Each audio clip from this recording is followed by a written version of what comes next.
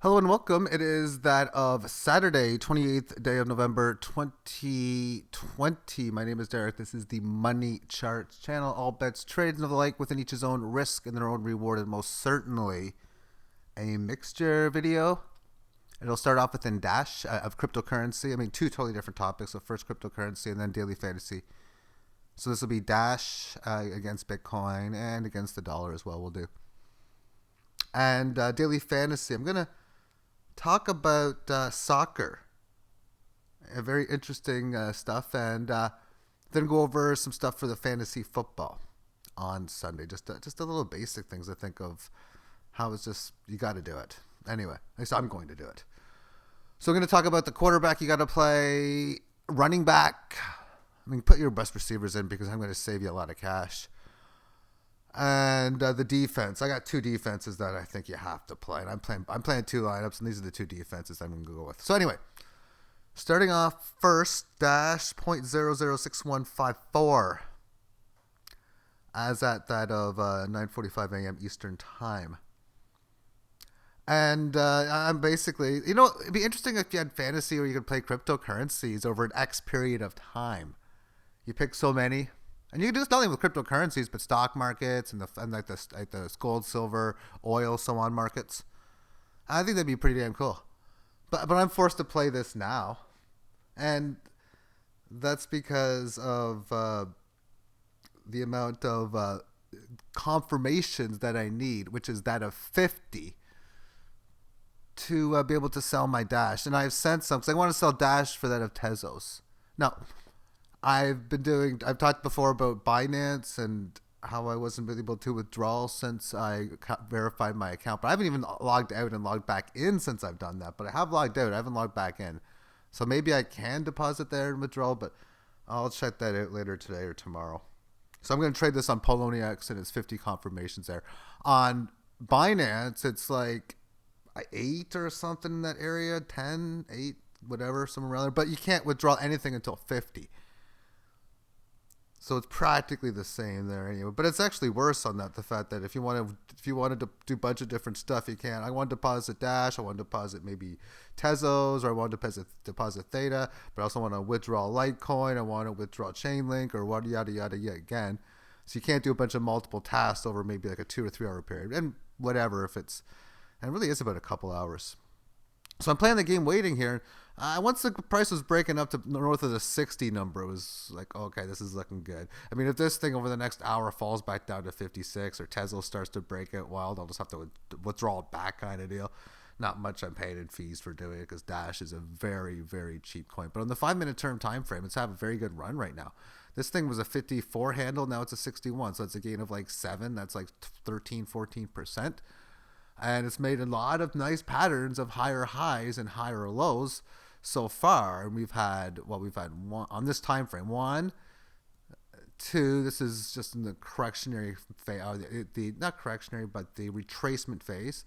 Then when you break retracement phase, you make the new high. There's a new high. So retracement phase, you break the level of resistance, number 3.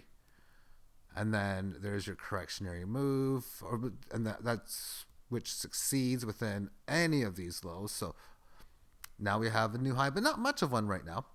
But can it still make a low, or a higher low that is? Of course it's going to make a low. And then in doing such, hopefully it'll keep going higher, but let's take a look at this at multiple time frames. We look at this on a 15, it was basically doing a whole bunch of like nothing until here. And then all of a sudden you have a little bit of peak volume here, as you did here as well too. And then the volume went down, and the market started to have some nice strength amongst the 18 average of highs, as it did here as well. And wow, okay, correctionary move back. How does it move from that point? There you go. And there's a break above resistance, and off she goes. I mean, it doesn't always have these types of moves, and this move can keep on extending further. 1 hour term time frame. There's your last bit of decline. It had an attempted breakout here, not yet basically, but correcting well, holding successfully within the 18 for several periods, and the breakout happening at 5 in the morning. 4 hour term time frame, nice little bit more volatility within this, but you have this low established on November the 18th, high established. It's pretty much in the area of retesting it. You almost got to think that this move is going to take us to 64. Hopefully in the next couple hours it does. And Pierce extra would be even nicer. Because if we're in retracement mode, really from 4923 to this 64 handle, and in doing such, it's already gotten like 90 or so percent retracement. Now we're talking about retracement here to here. If it can basically hold and stay above the 556 within this move, and then get above that, well, what does the daily chart show? Does it show anything of spectacular possibilities? And oh yeah, it does. Because here we have a situation in which we've been in this, decline. I'm trying to get the drawing tool when I was doing that, but I can get more periods, I suppose. But no, we don't need it. The drawing tool is just going like this, yada, yada, yada, yada. Complete decline. A little bit of a failed breakout in here. And then this established support. Down she goes. And then we have a range which was established and a few periods of showing strength at the 18 highs and supporting this level. This day was a gain of 16.5%, which is resisting this former support. It usually does stuff like that. And then we come back and we support this level of resistance on the comeback, and it has already had, like I was showing on the shorter term, a magnificent retracement of like over 90%. So now you got to start talking about, okay, let's talk about next leg higher if we're going to be talking about a key high, correction, a successful correctionary low, and then key high 2, the next one, like wave higher. And it more times than not is going to be, and I'll talk more about the 3 bears things in here that I've talked so much about, because it's going to hit all 3 parts of it. Too small, just right, and too much. Now I'm looking for just analyzing markets for the most part for it to be just right. Not too high, not too low. Of course, if you're a trader holding something, you want it to be like aggressively high and get major gains more times than not. Or if you're looking to buy and it's getting its ass kicked, you want it to get its ass kicked even more so you get it cheaper. Stuff like that. But with that being said, I mean, somewhere around here, again, is like, okay, looks like a better right move. And then from there, it's going to correct, and then it's got enough room and come back to where it came from, which in this case would be on the 60 handle. But if it has a move where it's just not much, like too small, well, now you're really fearful, which is what we've seen in the shorter term time frame, that it could be that of a failed breakout. Now, a small move can just be like, again, just something like that and like that, which is on the 4-hour, 1-hour chart I was showing before, or 5-15 or 5-minute first chart I was showing. That's what I'm kind of hoping for. But hey, all these longer term time frames are suggesting that things are going to work out well. And any small short term correction, like a couple or 3 lower lows, is just whatever. It'll recover. Anyway, with that being said, too much, well, that just happens, and then you're going to get major volatility. The swings back can be bigger. And in such, when cryptos have its moves, oftentimes that's exactly what it is. Let's take a look at Dash on the longer term and then on the dollar scale. And I have lines drawn in. That was easy to say. And I don't remember when I drew them, but I'm suspecting that they're still very valid in the fact that they're not from like this kilo and that new low, and that these numbers should be barely lower. With that being said, they'd still be in play of just in the area of. But on the weekly chart, all the price has done is come up to the 18 average of highs. So therefore, if it's able to, I mean, this is an attempt right now to flatten the band. That's really about it. And in order to do it, it's got to hold and stay above the 55 handle, really hold the 18 average of lows. And that's really it. But you had a situation here, you come to the 18 average of highs, that you can just have these fantastic gains. That's been very normal in the past, that it just, when it goes, it can go. And because it's been getting its ass kicked and it hasn't even gotten above the 18 average of highs, that this thing could very easily, you can see in just like 1 week period here how it has a 50% week. I mean, it could do that again, and you could be like, oh, okay, next thing you know, it's at the 90 handle from here, and that wouldn't be much of a surprise. So this is the daily chart again. You have a breakout above here, and it's just going to have like 2, 3, 4, 5, whatever it be, 8, 9 days. 2 or 3 might be down and sideways type days or whatever, or 4 of them might be in that situation. And then it's at like 0.00912 or something. And then it's going to look, and on the weekly chart, you're having a break above the 18. And that would just be an attempt to establish a rally as it was. And it was a failed one back in the start of 2020. Monthly chart. We're in a major area of support right now. For this was the support against Bitcoin back in many previous years. It was unable to hold where it was supposed to around the 15-ish or so, even 12 handle, which was this key level. And just because it didn't do it doesn't mean it hasn't ultimately failed, but if it does end up getting going, the key retracement will be from this high to this low. And if it's a successful coin, it will work. If it's not, then it won't. That's really what it comes down to. But with so many of these coins, and I'm going to, just to give you an idea, to show you it's going to look good against the dollar. I want to show you a coin against the Bitcoin and against the dollar. This is like whatever. This is like the pot coin. You call it, and you can see that against the Bitcoin, 42 Satoshi. Let's just take a look at this, and we'll look back again here. We're basically had all these moves, and it's just back to where it is. And the log scale sucks. But to get past that, what have we been doing lately? Okay, we've been in downtrend, ranging 80 down to like 30, we'll say.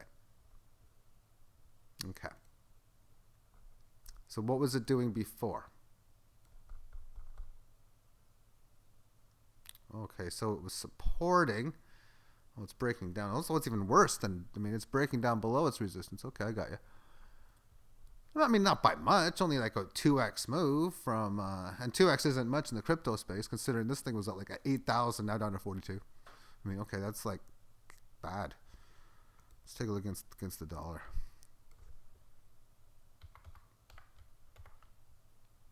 Okay. Now, there's no exchange, as far as I know, but I can at least get the calculated buy. Oh, okay.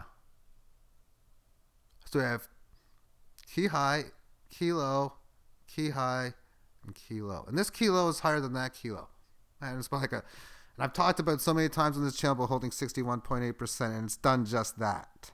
So far, so good. Now, it ultimately might fail, but I'm just saying, you look at how something's getting their ass kicked against Bitcoin, yet holding in there for the most part against the dollar, which I kind of can say it is. In this thing, it's got to get above 2 cents, 2.2 cents even. But that's whatever. We're not talking about, I'm just showing that when you look at charts against the Bitcoin, if Bitcoin's kicking ass and something, a lot of these other things like commodities like gold, stocks are getting their ass kicked against Bitcoin, obviously. Okay, I might as well do the calculated buy on Poloniex just for more data purposes.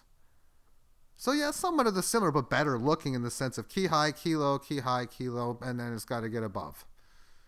And it's held much better. It's held like a 38.2% rather than of a 61 from these lows and these highs. Okay, that's how it goes. And when these things can take off, you're like, oh my goodness, you're talking about, let's just have some fun with this because I know how to do it. High divided by low. And I want to do this high to this low. Which low do I want to do? I'm going to do,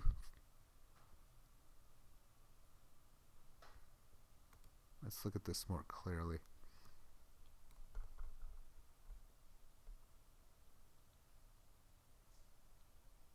Let's just do, that's 31, 37.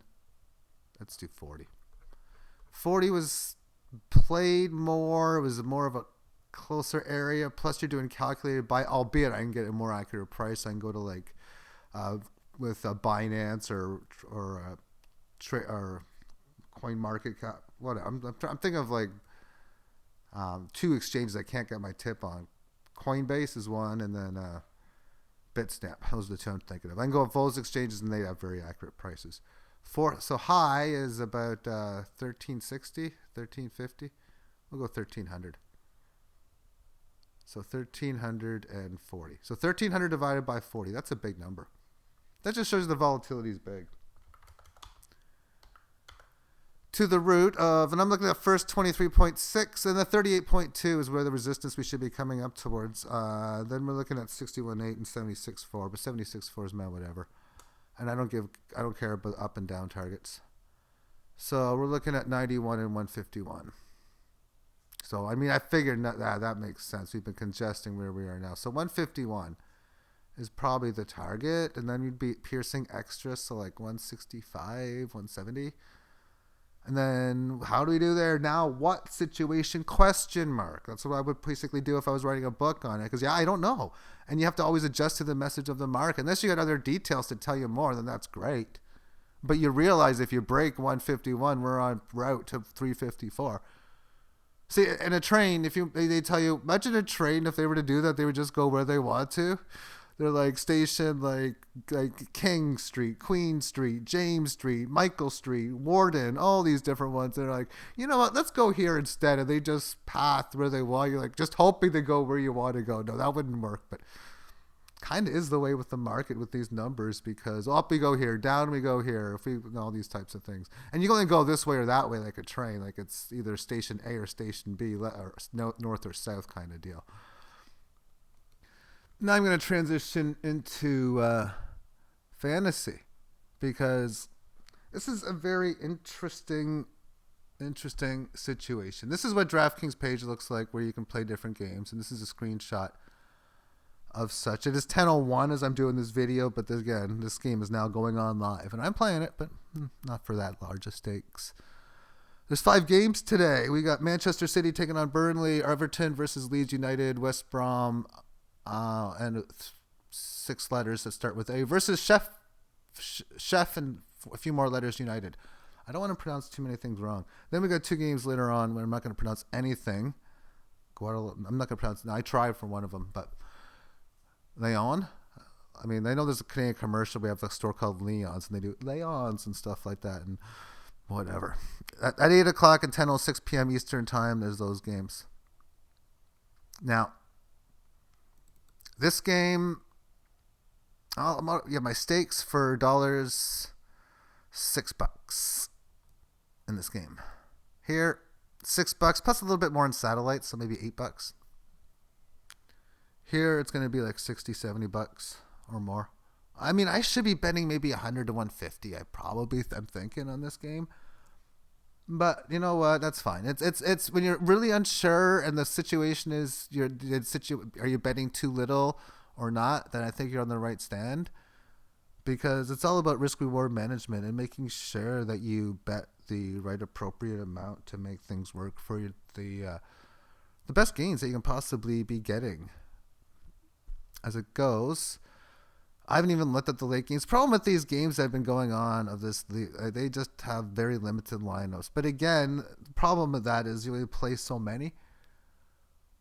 I can play 20 lineups in each of these first 3 games, which is something that I like to do, have a large amount of different combinations. Now, it's interesting because this is what it comes down to now. With NHL hockey, I dominated it to begin with. And in the 2-month period, again, I mentioned I pretty much won a 1 year's income worth, which was fantastic.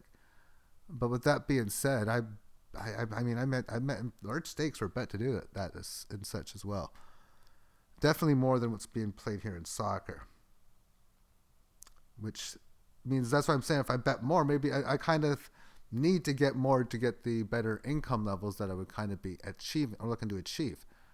Now, the strategy in which I've been using in hockey and soccer, I can't find anything on the internet for it, which is a good thing.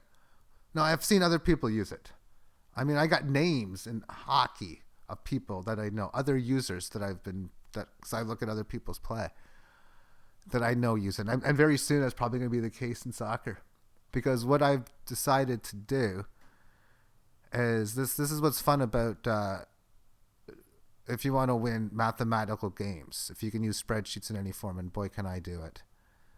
I can download the data of all these games, and thus I can get statistics like standings on how every player who plays these games does. Thus, I'll find who I think the Sharks are, and I know I'm a Shark at this game now.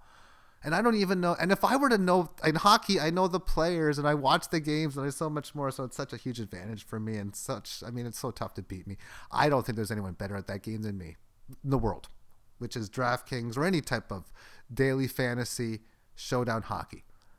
But if I were to actually know players and know a lot of things about soccer, then who knows how good I would be. But I know enough about meta strategy and statistics and numbers, and even enough about soccer to be able to have a huge advantage. I mean, I did a search on the YouTube for DFS Soccer Showdown. I thought I might have seen the video, but he had game analysis, which is something I'd have to look into. Oh, give me more information for what I already know. I look on the internet for the strategy on just really how to dominate it. So I have games where I'm looking for good scores and bad scores. And if I get a good score, I should win big. And in hockey, good scores were relatively common, but more importantly, bad scores were very rare, or relatively rare. Good scores, neutral scores, and bad scores. I can't even define what a neutral and a bad score would be in this, but I have defined good scores in soccer. And within that such, sorry about that, I can just focus in soccer on the good score games. And it's really hard to find bad score ones in hockey, but they do happen rarely. Very rarely. So with that being said, I trust Vegas. And now we're going to go to Cloud Bet. And as I can see right now, Manchester City, they lead 1-0. Okay. And you know what? This is one of those interesting games where it's supposed to be 3 or 4-0. And I'm trying to figure how do I play a 3-0 or 4-0 score, which is not defined as a good score for me.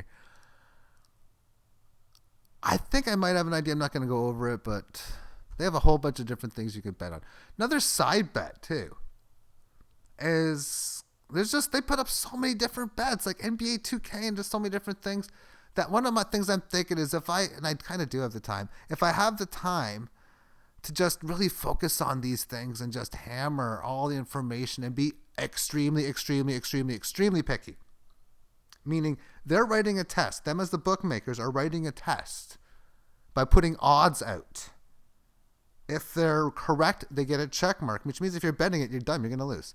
And if they're kind of almost right, you're not getting much value. But if they're off and they make a mistake, you gotta give them that X mark. No, they did it wrong.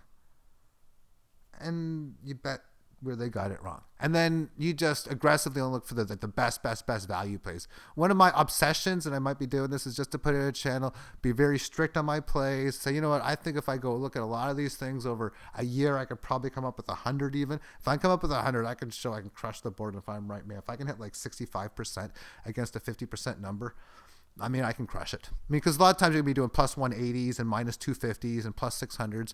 But if you can hit plus 600 like 37% of the time, you're crushing it, kind of deal. Anyway, soccer. Yeah, that's what we want to do is soccer.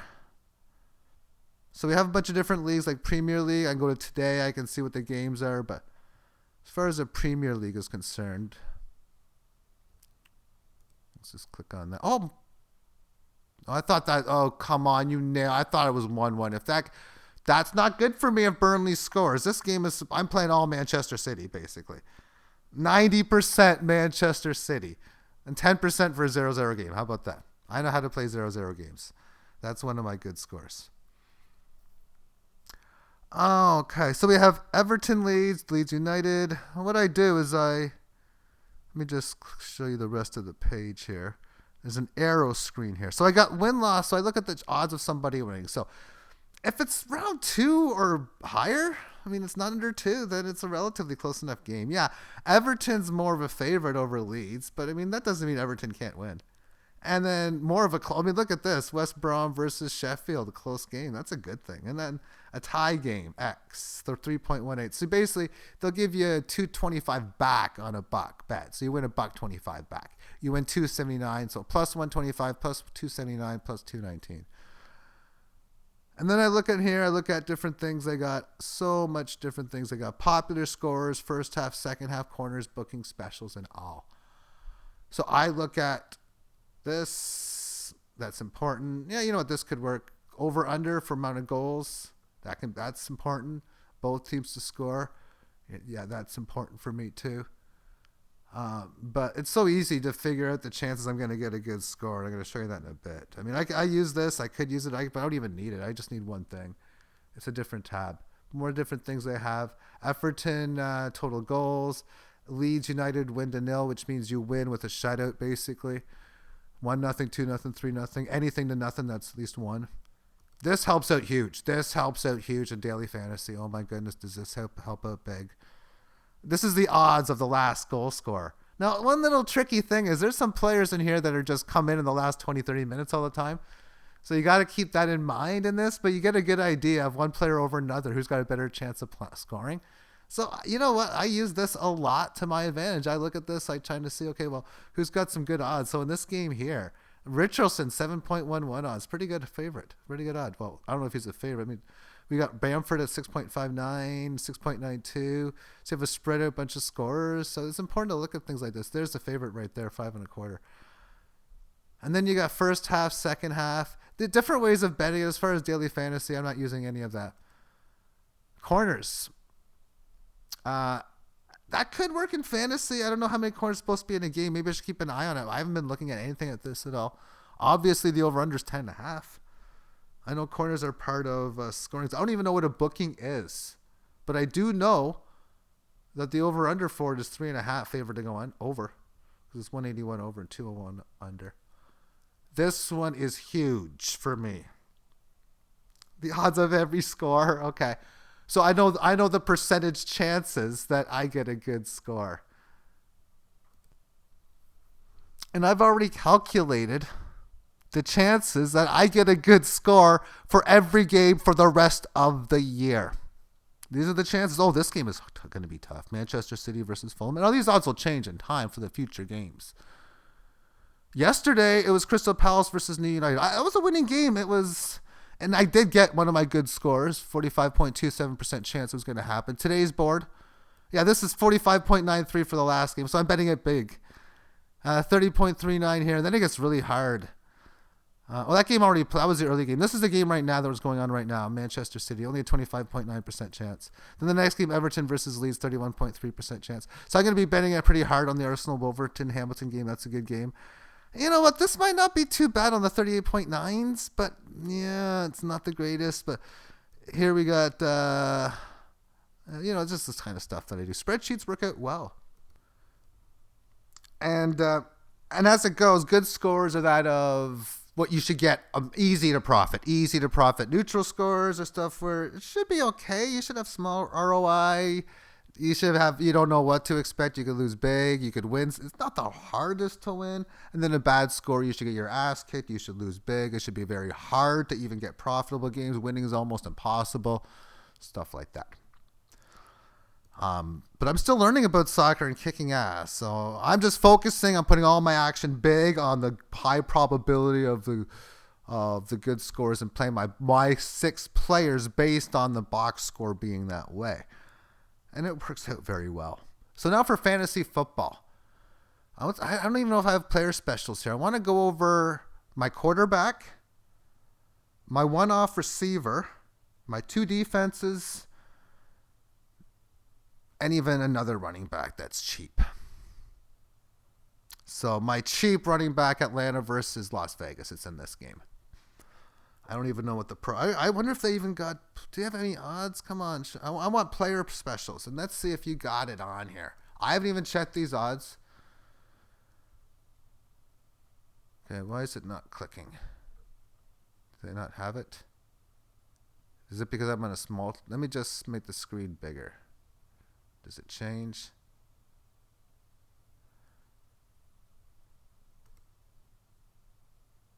Let's try it here. Specials. Okay. Brian Hill.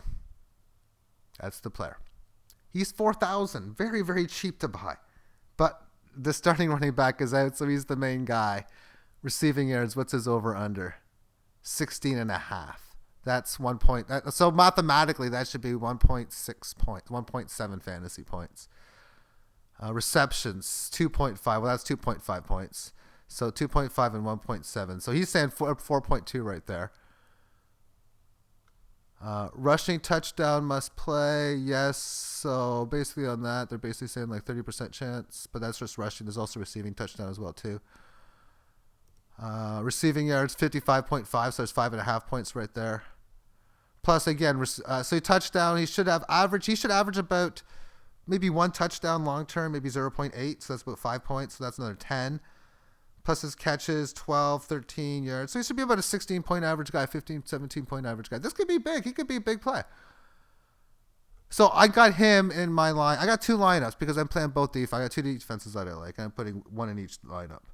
But these guys that I'm playing are going to be in both these lineups. So that's the first one. Next one. So he's a value running back. The next running back... And I'm not going to... let's just go to the game. No, I'm not going to go to the game because it's running back... Who is it again? It's in my back of my head. It's the New York Giants, Gallman. Gallman's been getting a lot of carries, and he's been consistently getting touchdowns. He hasn't getting any touchdowns through the catching the ball. I remember seeing him get a nice one last season. I haven't watched as much with Giants this year, but Gallman's been pretty decent. He's got a good price tag. He gets 1 to 2 lineups. He's not guaranteed to stay in there, but there's a good chance that he will, though. I do like him, so he's like a decent play. My one-off receivers on Carolina, DJ Moore. Let's just see what kind of odds he's got. Where's Carolina on here? Cincinnati, Cleveland, Jacksonville, Carolina right here.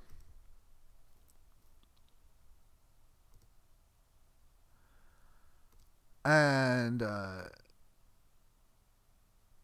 specials. It's not loading. Here it is.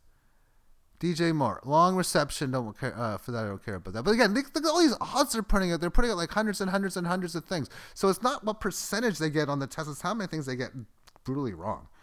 And that's what it comes down to. And if they write 40 answers or 400 or 4,000, you see where the advantage comes in. And they're writing, and nowadays they put out a lot of different options for you to bet on. Just saying, you can crush it that way. I'm thinking about doing that. Don't know if it'll be on this channel or not. I kind of don't know. I got a few viewers on here, and I just want to like put out 100 plays in a year and see if I can crush the number. And I have to be strict to myself to only bet or anything of decent stakes like those plays. I mean, if I bet everything else, it's like 10 to 20% of what I would normally bet in the big one. Anyway, receiving yards, 59.5. Actually, it's Curtis Samuel that I'm thinking of, I believe. No, DJ Moore. Let me see. Who's in my lineup right now? And I kind of, oh my goodness, do like them both in fantasy. How many receiving yards they're saying? Over that number, buddy. Come on. 59.5. Play that baby over the frickin' total. Jeez, do I deposit? I mean, yeah, that's what I'm talking about, finding the big ones in here. He's getting... Let's just go over some statistics. And this is DJ Moore, $6,200 on DraftKings. Last game, 7 of 11 for 127. 4 of 7 for 96 before that. Before that, 2 for 18. 2 for 55. We got Teddy Bridgewater back in this lineup. 4 for 93, 5 for 93, 4 for 93, 4 for 49. Well, this season, even if I count the week 1 against Vegas, see, this is what people like to do. Oh, and this many times I'll go say since week 2, just because they don't want to count this game. That's what a lot of like people try to get the best looking for their numbers they can. So his season going over the 59.5, his record is 0-1. And I do this type of stuff all the time kind of deal. 1-1, 2-1, 2-2, 3-2, 4-2, 5-2, 5-3, 5-4, 6-4. He's 7-4 this season against that number of 59.5.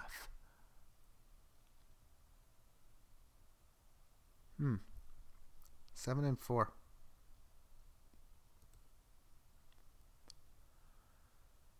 Let's take a look at this Minnesota pass defense.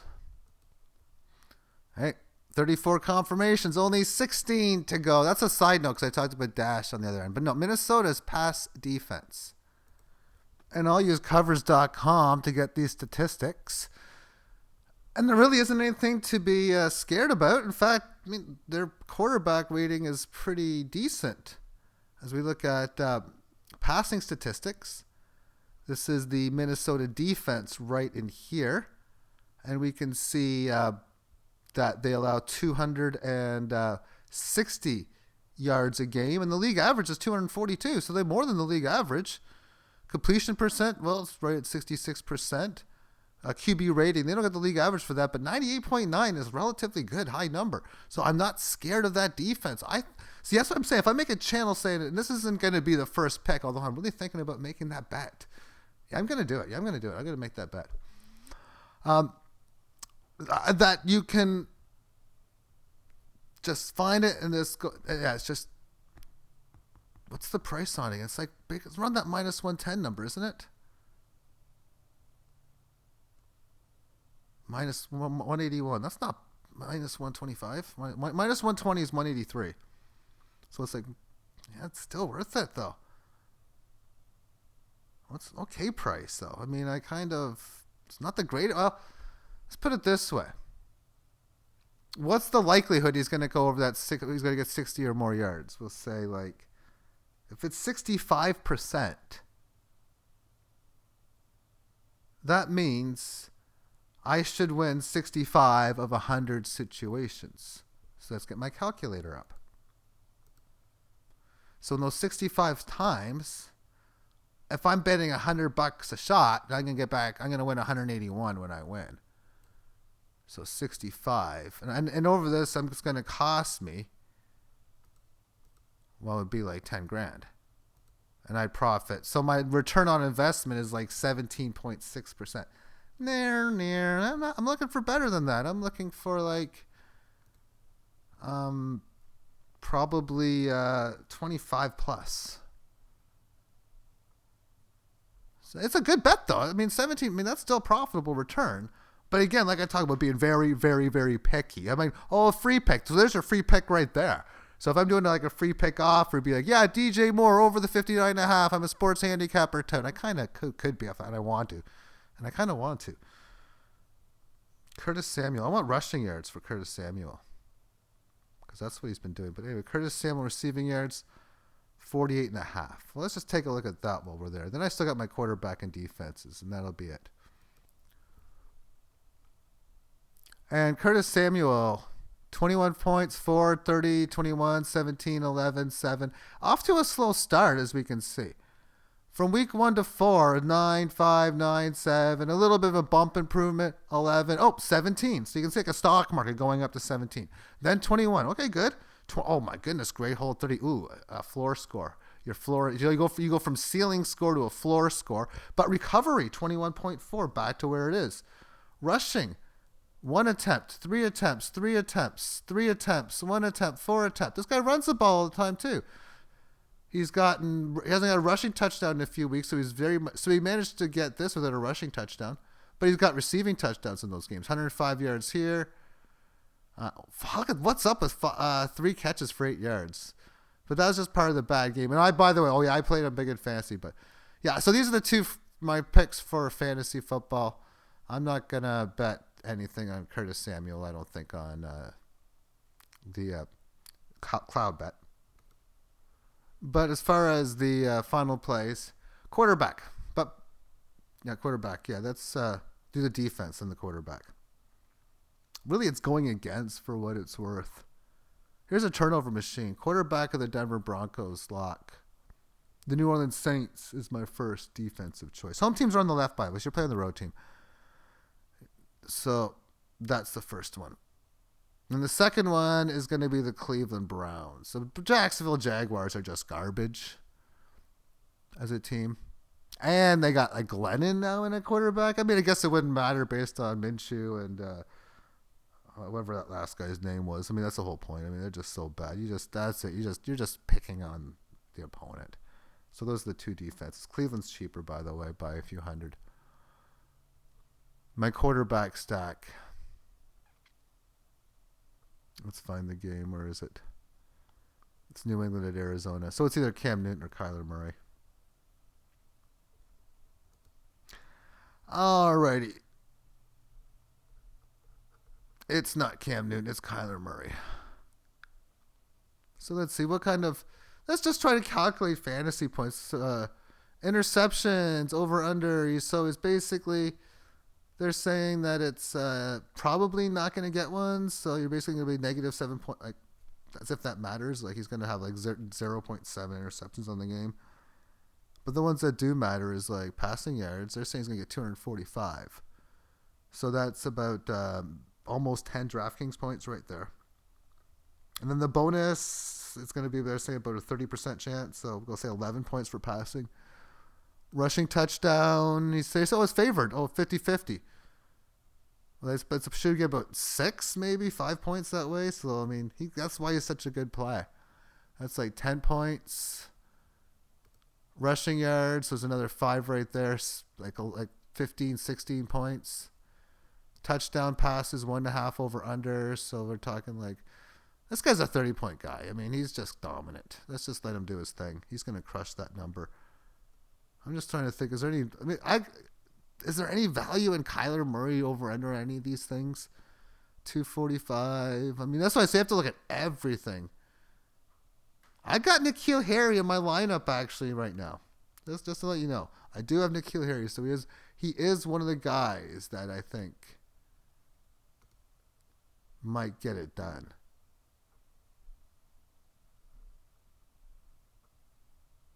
But we'll see anyway. That, and then who I want to pair up Kyler Murray with, I just don't think they're really playing him, and he's the big guy. I got to go with DeAndre Hopkins. So every single one of my lineups, and there's 2 of them, will have DeAndre Hopkins in it, Kyler Murray. It will have that running back on Atlanta, forget his name. I got in one lineup again, they line up Gallman. Tight end's a very difficult position. So right now I got Kansas City Kelsey. It's not that I like Kelsey, I just hate the competition. So there's another pick right now, Kelsey. I don't want to give out too much because I don't want you to share my lineup with me. But hey, if we win $1 million together, congratulations. We'll win like what, 600,000 each. We'll win 1,200,000.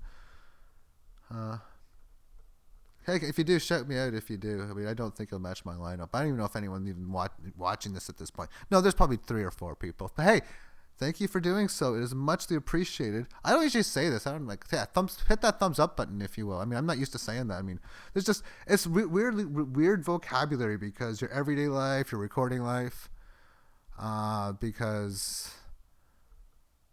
like I say, I at the start of the video, I just wouldn't say like, oh, this is bullshit. I just wouldn't say those types of things in the videos because I just didn't do it. And every day, like that F word, that basic thing that, well, everyone says and hears, I'll say that either to people or to myself like 40, 50, 60 times a day in everyday normal speech. And I want to try to make most of my videos like that, basically like all like, to a degree, of course, but, raw footage, sort of like the DJ Moore, do I bet it? And I came to the conclusion that it was medium value kind of deal. Thank you for tuning into this video and have yourself a great day. Bye-bye.